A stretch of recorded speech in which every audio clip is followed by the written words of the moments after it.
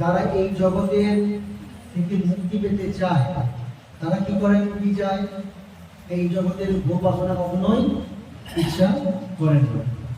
আমাদের যে দুনিয়া 84 লাখ, কত? 84 লক্ষ, তার মধ্যে 20 লক্ষ শুধু গাছপালা। কত? 20 লক্ষ। তখন আরো কত ঘুরে এসছে? কত এসছি? 20 লক্ষ বার আমরা গাছপালা হতে হতে হতে হতে হতে হতে কোনো একটি তুলসী গাছ জন্মগ্রহণ করেছি।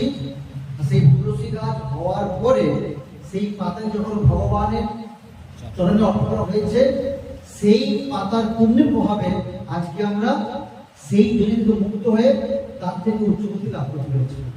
তার ভাবুন আমাদের জীবনটার কতটা মূল্য।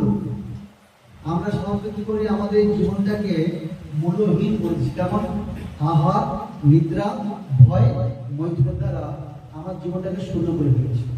যেমন শুধু উদাহরণ বলি, আমার কাছে একটা চেক বই আছে, আর চেক বইতে আমি 0 লিখলাম, ব্যাংকে গেলাম, টাকা দেবে?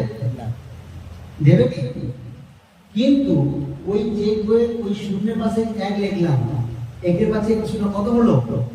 10, 2 0 100। তাহলে কার ভ্যালু বেশি, শূন্যের না একের?